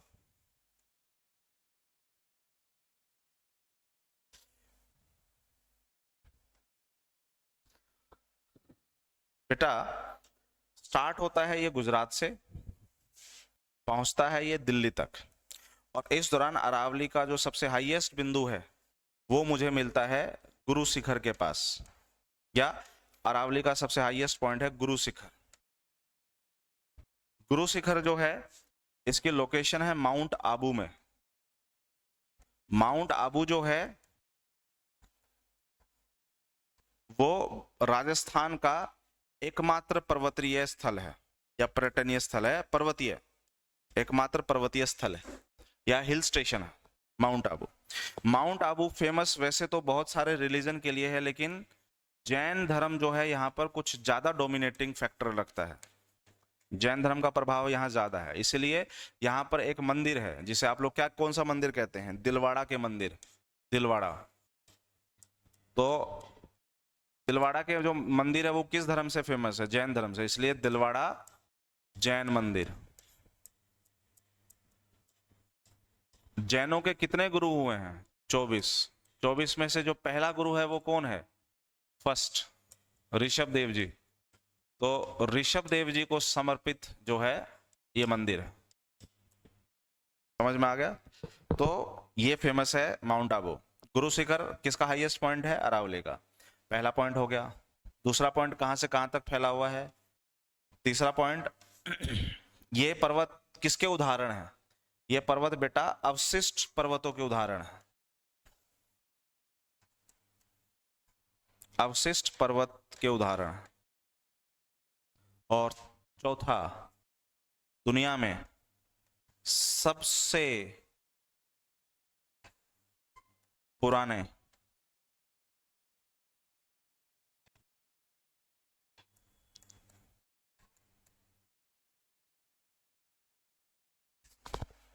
दुनिया में इस पूरी पृथ्वी पे इससे पुराना बेटा कोई नहीं है, समझ रहे हो, दुनिया में इससे पुराना इस पूरी पृथ्वी पे कोई नहीं है। किससे, अरावली से।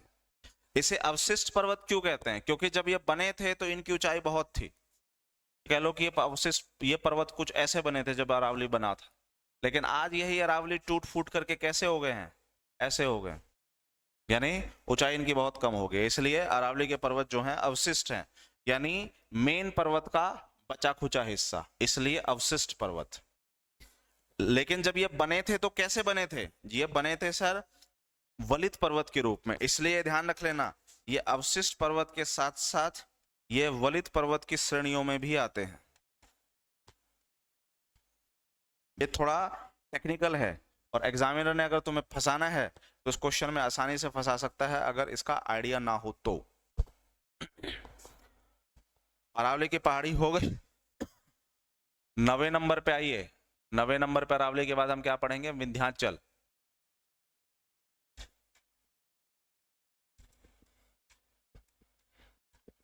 विंध्याचल पर्वत, और जैसे ही विंध्याचल पर्वत की बात करोगे, कहां से स्टार्ट होता है, गुजरात से, कहां खत्म होता है, बिहार में, बिहार के सासाराम में। इसका सबसे हाईएस्ट पॉइंट क्या है, सद्भावना शिखर, पहला पॉइंट। दूसरा पॉइंट सबसे हाईएस्ट पॉइंट सद्भावना शिखर।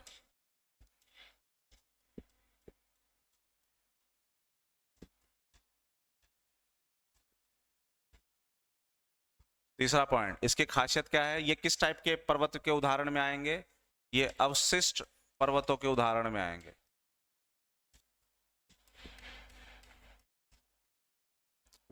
चौथा, अवशिष्ट पर्वत, और ये भारत को दो हिस्सों में बांटते हैं,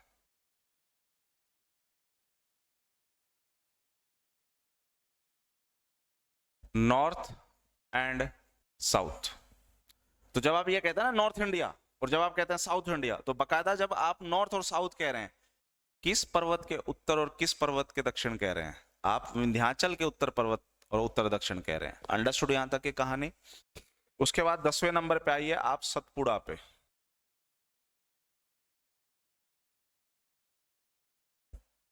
सतपुड़ा पर्वत, ये जो सतपुड़ा पर्वत है ये कहां मिलेंगे, गुजरात से स्टार्ट करके इसे छत्तीसगढ़ तक भेजिए और इस दौरान इसका सबसे हाईएस्ट पॉइंट आपको कहां देखने को मिलेगा? धूपगढ़ के नाम पे, पहला पॉइंट। दूसरा पॉइंट, सबसे हाईएस्ट बिंदु धूपगढ़, कहां मिलेगा? मध्य प्रदेश में। सद्भावना शिखर कहां है? मध्य प्रदेश में। तीसरा पॉइंट, जो सतपुड़ा पर्वत, इसका नाम सतपुड़ा क्यों है? सत का मतलब सात, ये बेसिकली ये 7 पर्वत श्रेणियों का समूह है, इसलिए इसे सतपुड़ा कहते हैं। ये जो है ये अवरोधक पर्वत के उदाहरण में आता है। अवरोधक पर्वत को सतपुड़ा। ओके, तो मेरे ख्याल से इसमें 3 ही है। और यहाँ पर जो बेटा विंध्याचल है और यहाँ पर जो सतपुड़ा है, विंध्याचल और सतपुड़ा के बीच से सर एक नदी होकर के निकलती है। बता सकते हैं कौन सी नदी है वो? उसे हम नर्मदा के नाम से जानते हैं, नर्मदा नदी। इनके बीच से ही होकर के जाती है।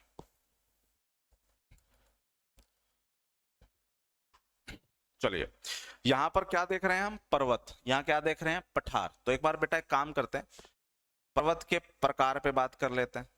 पर्वतों के कितने प्रकार होते हैं? पर्वतों के प्रकार में सबसे पहला जो पर्वत है उसे कहते हैं आप वलित पर्वत। वलित क्यों? क्योंकि वलन पड़ते हैं इस तरीके से, तो इसलिए वलित पर्वत। दूसरा टाइप के जो पर्वत होते हैं उसे हम क्या कहते हैं? अवरोधक पर्वत, यानी ब्लॉक माउंटेन। तीसरा टाइप के जो पर्वत होते हैं उसे कहते हैं ज्वालामुखीय पर्वत।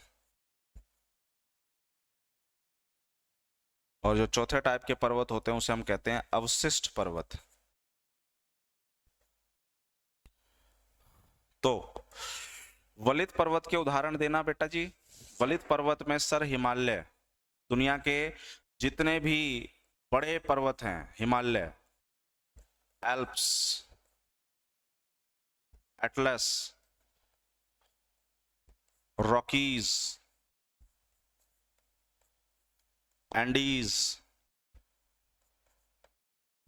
ये सब के सब पर्वत जो हैं ये वलित पर्वत के उदाहरण हैं। क्योंकि दुनिया में इनसे नए पर्वत कोई नहीं बने हैं, इसलिए नवीन पर्वत भी बोला जाता है इनको, यंग माउंटेन भी बोला जाता है।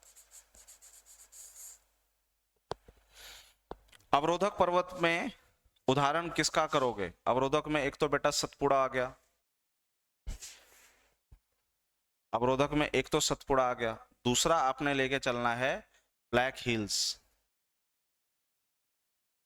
ये ब्लैक हिल्स कहां है? जर्मनी में।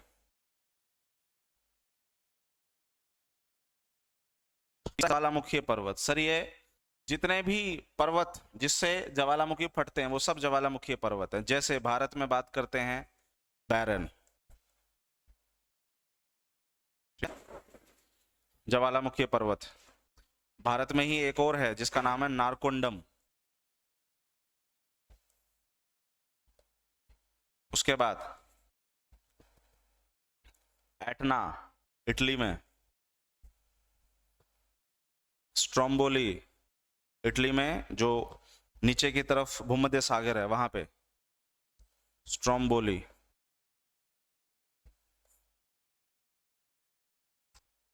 ओजास दल सलादो, 2 घंटे की क्लास है ये, 2 घंटे की क्लास है ये। 1.5 घंटा हुआ अभी, आधा घंटा है अभी।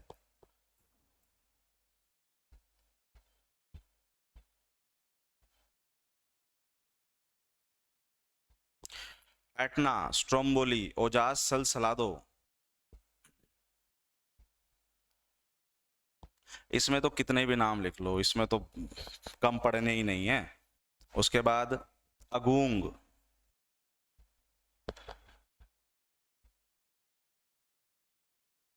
उसके बाद पिनाटुबो,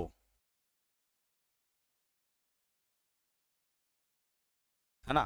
ये सारे के सारे ज्वालामुखी पर्वत है। और बेटा अवशिष्ट में आपने किसका उदाहरण लेना है? अरावली का। अवशिष्ट में किसका उदाहरण लेना है? अवशिष्ट में उदाहरण लेना है विंध्याचल का।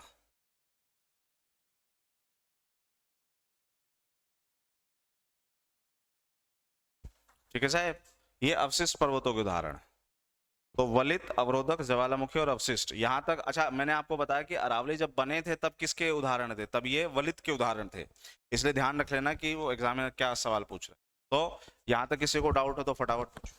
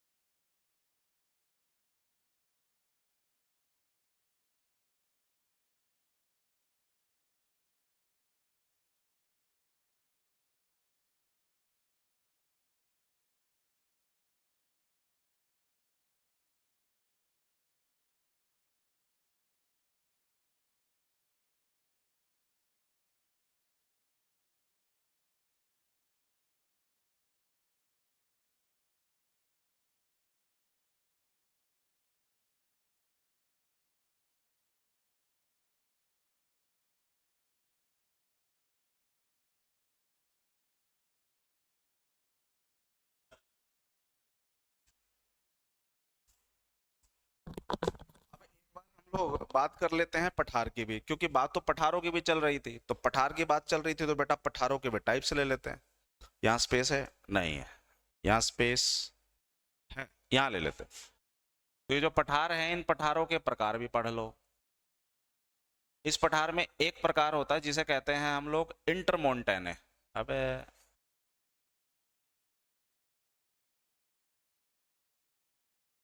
इंटर मोंटेने, अंतर पर्वतीय पठार। इंटरमोंटेने को थोड़ा समझ लो। इंटरमोंटेने यानी दोनों तरफ तो बेटा पर्वत होंगे, ये देखो, और बीच में होगा आपका एक पठार, इसलिए इसे पर्वतों के बीच का पठार कहते हैं, यानी इंटरमोंटेने, अंतर पर्वतीय पठार, दो पर्वतों के बीच का पठार। सेकंड जो पठार होता है उसे कहते हैं हम लोग गिरिपाद पठार। इस गिरिपाद पठार को इंग्लिश में कहते हैं पीडमंट। और इस पीडमंट में आपको उदाहरण लेना है कि एक तरफ है सर पर्वत, और पर्वत का जो फुटहिल्स है, पर्वत का जो बिल्कुल ये वाला क्या बोलते हैं इसे, पैरों के जो बॉटम है, किनारे वाला क्षेत्र, यहां पर आपको पठार मिलेगा, इसलिए इसे कहते हैं पीडमंट पठार। तीसरा जो पठार है इसे कहते हैं कॉन्टिनेंटल पठार, यानी महाद्वीपीय पठार। और इस महाद्वीपीय पठार में जो एग्जाम्पल करना है, मतलब महाद्वीपीय पठार किसे कहते हैं कि सर ये पठार है और एक इसके इस तरफ पानी है, इसके दूसरे तरफ भी पानी, दोनों तरफ पानी है और बीच में पठार, तो ऐसे पठार को हम कॉन्टिनेंटल पठार कहते हैं। उदाहरण देखिएगा, जिसमें सबसे पहले है इंटरमोंटेने पठार। हिमालय इसी में लेकर के आओगे, मतलब हिमालय के अंदर, जैसे कि दुनिया का सबसे ऊंचा पठार का नाम बताओ, कौन सा है? तिब्बत का पठार दुनिया का सबसे ऊंचा पठार है। तो तिब्बत पठार बेटा ये इंटरमोंटेने प्लेटो के अंदर आता है। तो एक सवाल आता है कि बताइए किसे हम लोग संसार की छत कहते हैं, यानी roof of the world. Roof of the world, संसार की छत।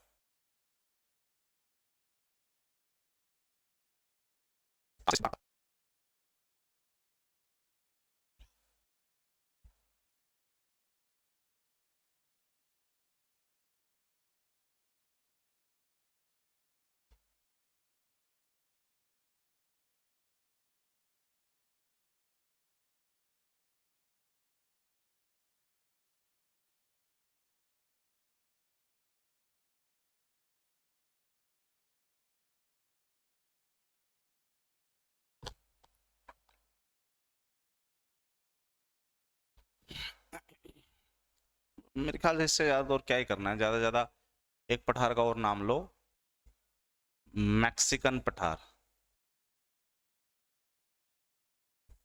नाम से ही पता चल रहा है मैक्सिको में है, तो ये बेसिकली इंटरमोंटेने पठार। पीडमेंट पठार में आप आंसर ये एग्जांपल लोगे, जैसे कि स्नैक प्लेटू हो गया, कहाँ है ये स्नैक प्लेटू? अमेरिका के अंदर।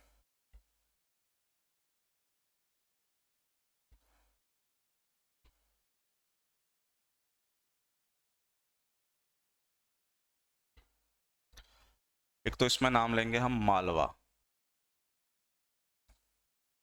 ये भारत में है। एक नाम है एप्लाशियन,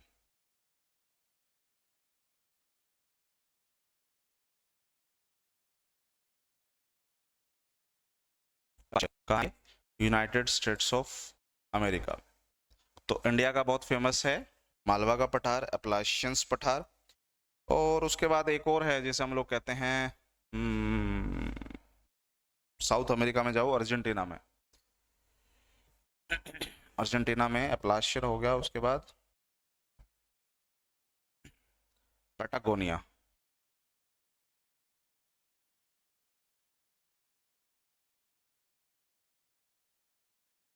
पैटागोनियन,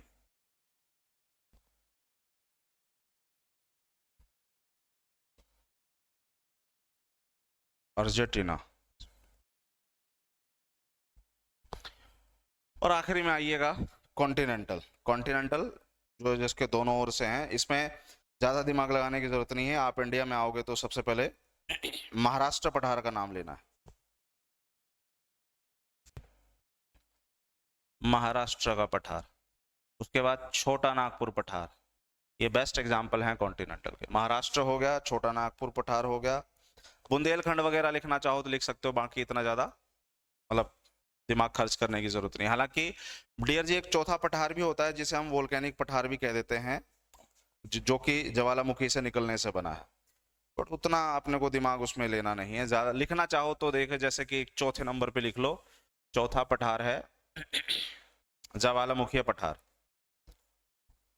क्या भारत में दक्कन ट्रैप का नाम पढ़ा है आप लोगों ने? तो ज्वालामुखी पठार में, वोल्केनिक में आप लोग नाम लीजिएगा दक्कन ट्रैप, इंडिया का। तो ये एक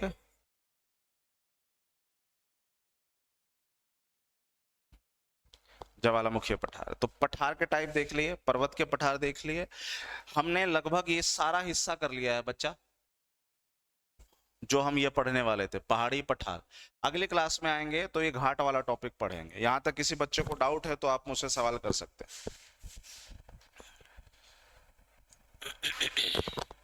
यहां तक किसी को डाउट है तो सवाल कर सकते हैं। मेरी तरफ से कहानी जो है वो हो गई है खत्म।